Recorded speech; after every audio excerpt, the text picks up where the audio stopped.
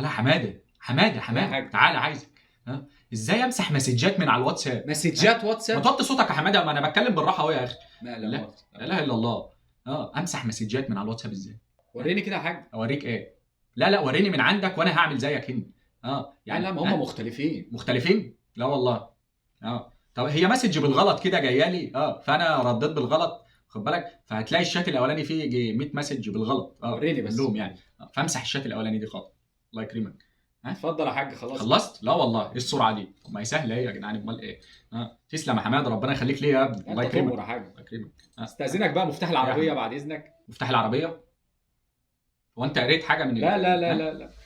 ما هو طبعا ما انت مش هتطلب البتاع طبعا الا لما تكون قريت كل الكلام. اللهم صل على النبي.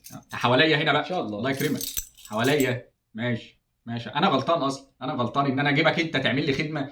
طبعا يا ابني، وانت هتعمل حاجه لوجه الله مثلا؟ فرص بقى يا حاج. المهم انا في امان يعني، ما فيش حاجه باينه كده ولا كده. كله زي الفل. عيش. ماشي يا حماد. حواليا بقى. الله يكرمك. لا طبعا حد خد مناديل، انا مش عارف اعينها فين تاني، انا مش عارف. لا ما تشغلش دماغك بالحوار ده، انا هخلصه لك. ولا حمادي انا شايفك عايش الدور بقالك كام يوم يعني، وهخلص لك انا الحوار ده وهختم لك انا الورق وبتاع. انت مالك يا ابني عايش اللحظه ليه كده؟ على فكره اللي انت دخلتها دي تربيه عسكريه، ده كل الناس بتدخلها عادي يعني، ما فيهاش مشكله. انا مش عارف انت حاسس انك دخلت شرطه ولا حربيه ولا ايه، ومرسوم قوي نازل لي الصبح لابس النضاره السوداء تقولش ليه ورايح الشغل. انا مش عارف يا ابني انت مالك، دماغك تعبت ولا ايه؟ لا الا الله. لا شاب بيرد على التليفون ازاي؟ ازيك يا محمد بيه؟ ولا محمد بيه مين؟ محمد بيه دي مش اللي هو زميلك عادي؟ بقى محمد بيه عشان رحتوا تربيه عسكريه بقى محمد بيه؟ لا اله الا الله. وعنده ايه محمد بيه بقى؟ عندكم مهمه مثلا في كول اوف ديوتي ولا حاجه؟ ولا عندكم ايه مهمه بالليل في القهوه مثلا؟ يا ابني انت دماغك فيها حاجه؟ استغفر الله العظيم يا رب. ايه الواد دماغه تعب؟ لا حد خد، انا متاكد في حد خد.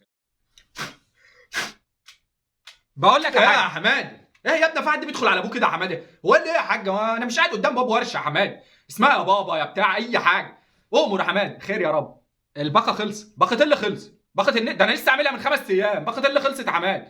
ده انت قاعد طول الليل تتفرج لي عليا هلس وبتاع، انا كده برمي فلوسي في الارض يا حماده الصراحه يعني. هو ما فيش غيري في البيت؟ ما فيش غيرك، ما فيش غيرك بتتفرج على الهلس ده انت قاعد طول الليل تشوف ابو خالد رجع لام خالد ولا لا، ومفاتيح قلبك معايا وبتاع. ده انا بعرف الترندات من اوضتك يا حماد. والله ده انا حاسس ان انت اللي مصالح ابو خالد على ام خالد اصلا، من كتر ما انت قاعد متابع معاهم الحوار قوي. انا مش عارف دي ايه دي، وفي الاخر تقول لي جدد ما ماما بتتفرج على طبخ طول اليوم. ماما ما انا عارف لا بتتفرج. لا براحتك طبعا يا حاج. لا براحتك، ده بيخرف. لا براحتك. هو عنده حق الصراحه. انت متابع يجي 100 شيف وفي الاخر بلاقي عامله لي بسله، انا مش عارف دي ايه، مع ان اي صيدلي عارف البسله بتعمل ايه، مش مستاهله شيف ولا حاجه يعني. لا انا قلت اقول لك بقى، خليك يا حماده في اللي احنا فيه. الله يكرمك، ما تودينيش في حته ثانيه. الله يكرمك، انت اللي مخلص النت ده. طب ما انت امبارح كنت فاتح لايف لا بس يا حماده امال الله يسترك. ده فيا مالك انت قلبك اسود ليه كده يا حماد؟ هنجدد النت يا اخي وكل حاجه. لا اتفضل يا حماد يا حاج. ده بيتكلم على اللايف. كانت ام كلثوم كانت فاتحه لايف امبارح. لا كانت قاعده طرب. اللهم صل على النبي. لا اتفضل يا حماد. اتفضل يا ابني منين؟ الله يكرمك. بتاع دي بقى ما عادش بيشغل شريط وائل كفوري.